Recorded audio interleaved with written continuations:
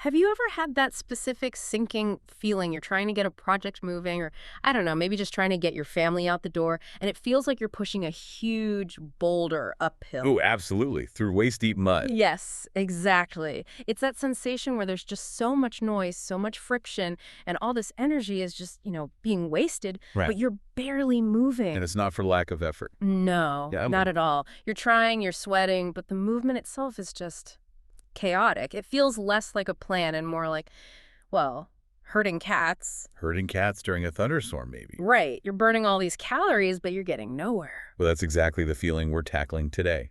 We're back with the classics, looking at how ancient strategy really clicks with modern psychology. And we've come to a really pivotal chapter in Sun Tzu's The Art of War, Chapter 7. It's all about maneuvering. Maneuvering. Okay, I have to be honest, that word sounds a little technical. Hmm? Like something you do with a forklift or maybe a chess piece. It definitely can sound that way. But in the text, he calls it the most difficult of all tasks. And that's a huge statement, The most difficult. More than fighting, more than spying. more than any of it. Because maneuvering deals with the messy reality of human coordination. Sun Tzu's definition is kind of poetic.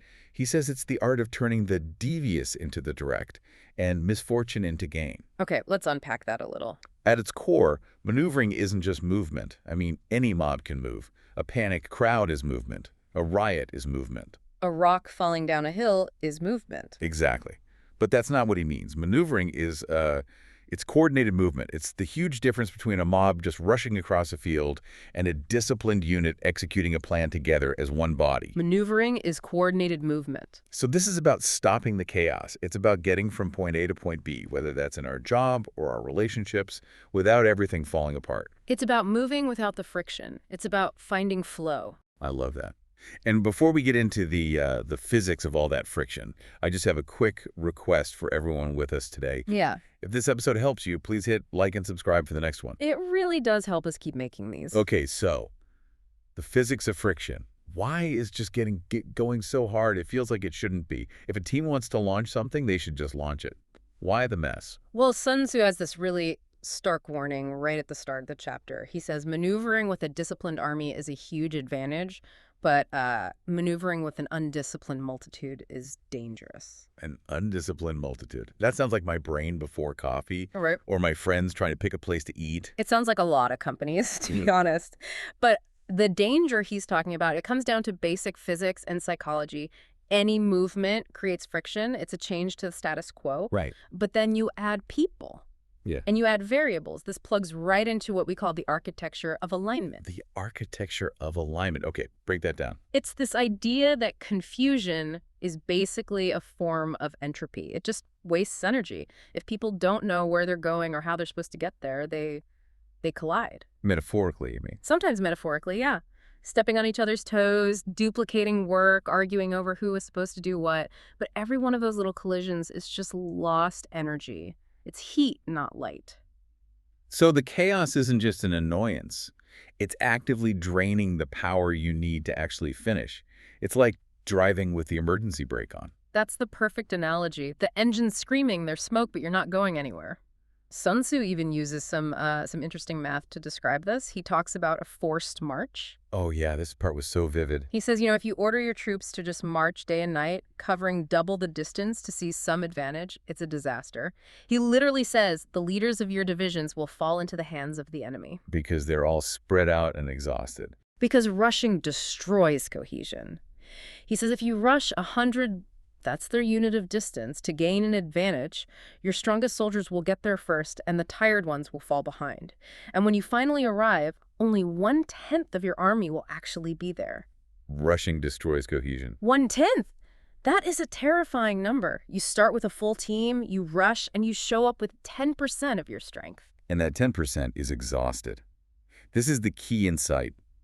We think we need to go faster, to hustle harder. But Sun Tzu is saying that rushing breaks the formation. It stretches the group until it snaps. You arrive at the most important moment, weak and vulnerable. I see this constantly in the work world. You push for some crazy deadline. We have to launch by Friday, and okay, maybe some version of the project gets there. The code is done, but the team is gone. You've left the baggage train behind. The baggage train, right. It's so clear about this. An army without its baggage train is lost. Right. And the baggage train was the logistics, the Mm. food, the supplies, the tents. It's the stuff that makes an army function. It's not the glorious part. It's the beans and the blankets. Exactly. And if you sprint, you leave all that behind. In a modern sense, the baggage train is your morale. It's your health. It's the documentation nobody wanted to write. It's the sleep you skip. So you might get the promotion, but you arrive so burned out and alone that you can't even do the job. You arrive with 1/10 of your strength. You can't maneuver if you don't have the resources to sustain the movement. Okay, so if rushing is the enemy and friction is this natural force, what's the solution? We still have to move, right? We can't just sit around. The solution is the central idea of this entire part of the book. It's simple, but it's profound. Clarity creates speed. Clarity creates speed. Clarity creates speed. I like that. It sounds simple, but I feel like there's a lot packed in there. There is. The goal isn't just to be fast, it's to be effective. And effectiveness comes from everyone moving together. Sun Tzu says simplicity prevents chaos, and he gives us a toolkit for it. He talks about gongs, drums, banners, and flags. Right, because on a battlefield, the spoken word doesn't carry far enough. Think about it. It's total sensory overload. Dust, shouting, clashing metal. If the general just yells, "Hey, let's move left," nobody's going to hear him. It's just more noise. It adds to the chaos. Which feels a lot like a modern office. Mhm. Not swords, but Slack messages, emails, notifications, people talking. It's a digital fog of war. It's the exact same cognitive problem. We're in a state of continuous partial attention, so that long email explaining the deep philosophy of the project, it gets lost. It doesn't carry. So you need signals, gongs and drums for the ears, banners and flags for the eyes. In psychology, isn't this called something like cognitive offloading? That's it exactly. You're taking the thinking out of your head and putting it into the environment. It lowers the mental load for everyone. So instead of having to process a complicated instruction, You just see a red flag. Or you hear a loud gong. It's visceral. It bypasses the complex part of your brain. If everyone knows the drum means advance and the gong means retreat, you don't need a meeting. You don't need a debate. You just move. the entire army focuses on one single point. Yes. So what are our gongs and drums today? We're not usually carrying flags to meetings. Your calendar is a drum beat. It sets the rhythm. That recurring meeting is a drum, a project management board like a Trello board that's a flag. It's a visual signal that tells everyone, this is where we are, this is what we're attacking. So a family group chat could be a signal. It could be, if it's used for signals and not just noise. That's the key. If a thumbs up emoji means, I've got the kids, that's a signal. It's an external signpost that aligns the group without constant shouting and micromanagement. This also feels connected to the Stoics, doesn't it? Yeah. Marcus Aurelius talks about the leader's temperament setting the tone for the whole group. It's a crucial link. Calm is contagious. I love that phrase. It's the opposite of panic, which is also contagious. If a leader is frantic and changes the plan every 5 minutes, they create a frantic team, an undisciplined multitude. But a calm leader creates a steady pace. Sun Tzu says the general should be disciplined and calm and wait for the enemy to become disordered. It's about managing energy, not just geography. It's everything. There's this amazing part where he talks about the spirit of an army. He says a soldier's spirit is sharpest in the morning, it starts to flag by noon, and by evening, all they can think about is going home. I feel that. The evening spirit is so real. That 3 p.m. slump. It's biological. Our energy levels drop, decision fatigue sets in, and a good general knows this. He avoids the enemy when their spirit is high and attacks when they're sluggish and thinking about dinner.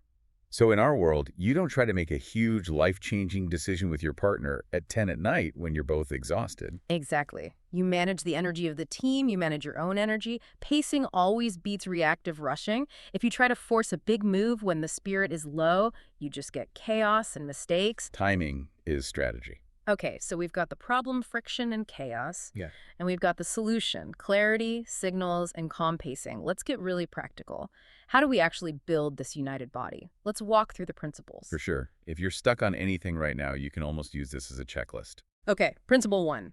Clear, objective, and intent. This is the starting line. You can't skip it. Sun Tzu says you can't march if you don't know the face of the country. You have to know the destination. Seneca said it perfectly. If a man knows not to which port he sails, no wind is favorable. It seems so obvious, but we do this all the time. We start projects or meetings with no clear port. We just start sailing because we feel like we should be doing something. We mistake activity for achievement. We start moving out of anxiety, not intention. You have to be able to name the objective in one simple sentence. We are launching this feature. We are saving this amount of money. Name the objective. Got it. Principle 2. Simple plan with few moving parts. Complexity is the enemy of execution. We saw it with the force march. The more complicated the plan, the more likely it is to break. You need a plan so simple that the most tired person on your team can still understand it. That's a great test. If the person who is up all night with a sick baby can't follow it, it's too complex. Exactly. It needs to be robust. Simple plans are resilient. Complex plans are fragile. Simplicity prevents chaos. All right, principle 3, roles and responsibilities. Sun Tzu has this amazing line, "When the group is united, the brave cannot advance alone, and the cowardly cannot retreat alone." That's so powerful. It protects the group from its own extremes. It does. Think about it. The brave person on a team might be the superstar who wants to charge ahead and break things. The structure holds them in formation. They can't get too far ahead and get cut off. And the cowardly one. That's the person who's maybe risk-averse or just hesitant. The structure pulls them along. Everybody knows their job. I am doing this. You're doing that. If roles are clear, you move as a block. If they're not, you get hesitation, and hesitation causes collisions. Principle 4, signals and check-ins. The gongs and drums again. You have to establish a rhythm, a regular check-in, a weekly update, a visual dashboard. These signals reduce the noise because you don't have to keep asking, where is everyone? What's happening? It's like having a GPS on the project instead of having to call the driver every 5 minutes. Perfect analogy. The signal creates trust and alignment without the need for constant frantic communication. Okay, principle 5, avoid mixed messages. Sun Tzu warns about order and disorder getting mixed up. If the flags say one thing and the drums say another, the whole army just collapses. That's when a leader says, quality is our top priority, but all the bonuses are based on speed. Exactly. The team freezes because they don't know which signal to follow. Inconsistency creates paralysis. You have to make sure your signals are all saying the same thing. And last one, principle 6, protect morale with calm leadership. The leader have to be the mountain, immovable. When things go wrong, and they always do, the team looks to the litter. The ladder panics, the baggage train, the support system, the morale, it gets lost. You have to be the rock. Be the rock. Okay, I want to make this super real for people. Let's take these 6 principles and apply them to a few scenarios. Let's start with work and that classic moment, the project handoff. Oh yeah, the graveyard of good intentions. We've all been on the receiving end of the chaos version, right? Someone just lobs a file over a digital fence at 5 p.m. on a Friday and says, good luck. That is a perfect recipe for creating an undisciplined multitude. It violates almost every single principle. The timing is bad, the objective is vague, the resources aren't there. So what does the maneuvering version of that handoff look like? The maneuvering version starts with a clear owner, who is holding the flag now, not the team, it's Sarah. Then you define the next drumbeat, the next signal. We will have a 10-minute check-in on Tuesday morning to discuss this. You're respecting the energy, no weekend work. Respect the energy. And finally, you define the destination. What does done actually look like? Success is when the client has approved these 3 specific mock-ups. So it's not good luck, it's Sarah's the owner, we check in Tuesday, and success is defined by these 3 points. Clear owner reduces friction. The result, no friction, no panic weekend emails. You've created a structure for the movement to happen smoothly. Let's do another one, relationships, the hard conversation. Ah, yes. The most difficult terrain to maneuver. You have a conflict with your partner. Maybe it's about money, chores, whatever. How do we apply this? Sun Tzu has this incredible line, do not thwart an enemy returning home. Now, of course, your partner is not your enemy, but the principle of energy is universal. Do not attack when their spirit is low. So don't start the big stressful conversation the second they walk in the door from a terrible day at work. Exactly. They're tired, they're hungry, their evening spirit is in full effect, they're mentally returning to camp. If you ambush them, you get a defensive, chaotic reaction. The strategy here is timing. Wait for the morning spirit. Wait until you're both rested and fed. Wait for the right conditions. Right. And then use principle 1, clear intent. Start with, I want to solve this with you, not I want to win this fight, and keep the plan simple. 1 request. Don't bring up 10 years of history. That's complexity. That's chaos. I love that. Okay, final example, habits. Let's say I'm trying to start a gym habit, a purely personal maneuver. For this, we look at what Sun Tzu calls the round stone. He says the energy of a good unit is like the momentum of a round stone rolled down a mountain. It gathers its own speed. It does. You don't have to push it the whole way. A square stone needs constant pushing. That's willpower. A round stone, you just give it a nudge. So with habits, don't rely on willpower. Rely on terrain and signals. What does that mean for the gym habit? It means a simple trigger. You put your gym clothes out the night before. That's the flag. When you wake up and see the flag, you have a default action. You put them on. No debate, no negotiation. You just obey the signal. And you remove the friction points. Remove friction points. Yes. You clear the path for the stone to roll. If you have to spend 10 minutes looking for your keys or your headphones, you've just created friction. You've stopped the momentum. Make it so easy to go that it's actually harder not to. That makes so much sense. You're maneuvering your future self. Exactly right. Okay, we've gone through the theory and the examples. I want to give everyone listening a tool they can use right now. We're calling it the maneuvering brief. This is how you take any area of your life that feels stuck and apply these ideas immediately. So if you're listening, just take a second and think of one area, a project, a relationship, a goal, where things feel messy and chaotic. Got it. Okay, we can fix it. 7 steps. Step 1. Name the objective in one sentence. What's the city we're capturing? Be specific. Not get in shape, but walk for 30 minutes 3 times this week. Vague goals create chaotic movement. Step 2. Name the current conditions honestly. Be a good general assessing the terrain. Is the team burned out? Are you low on money? Are you just tired? You have to start from reality, not from where you wish you were. Step 3. Choose the smallest, simplest plan. What's the most direct path? What's the one thing that has to happen next? If your plan has 20 steps, it's not a plan, it's a wish list. Cut it down to 3. Step 4. Define one role or owner clearly. Who is carrying the flag? Is it you? Is it someone else on your team? Someone has to be responsible for the next step. Name them. Step 5. Choose one signal or check-in that prevents confusion. How will you know things are moving? When do you beat the drum? A daily text. A note on the fridge. A 5-minute meeting. Set the signal. Step 6. Identify one friction point you will remove. What's one little obstacle you can clear before you even start? If you want to write in the morning, get the coffee ready the night before, remove the friction. And finally, step 7.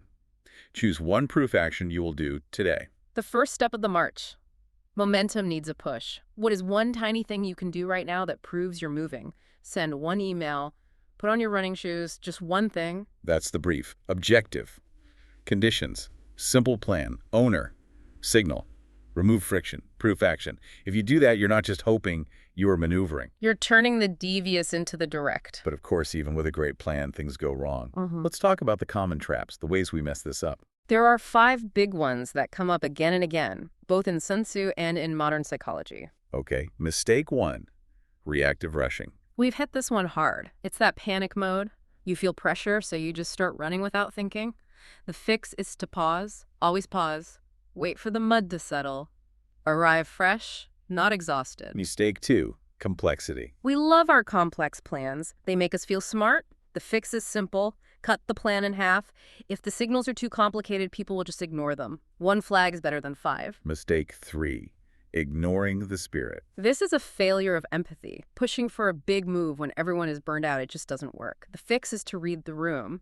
You have to respect the energy levels. Mistake 4. Neglecting logistics. This is starting the march without any food, trying to launch a company with no money, or trying to change your life on 2 hours of sleep. The fix is to secure your resources before you move. And the 5th mistake.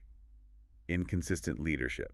This is the leader who changes their mind every day. It creates whiplash. The army just stops moving because they're waiting for the next contradictory order. The fix. Be the rock. Your commands, your signals have to be steady, even if you're feeling uncertain. Be the rock. I think that's such a powerful image to hold on to. It's the core of it all. We have covered a lot of ground today. Let's do a quick recap of the key points before we finish up. Let's do it. 7 key takeaways. First, movement creates friction. Systems are what reduce it.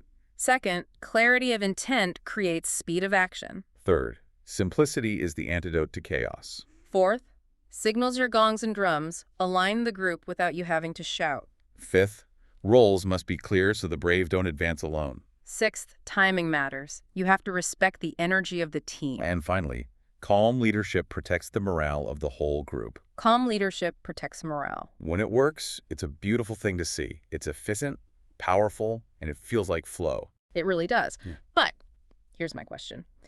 We have this great plan. We are maneuvering. Our signals are clear. What happens when the ground changes under our feet? Yeah. What happens when the map was wrong to begin with? That is the inevitable reality, isn't it?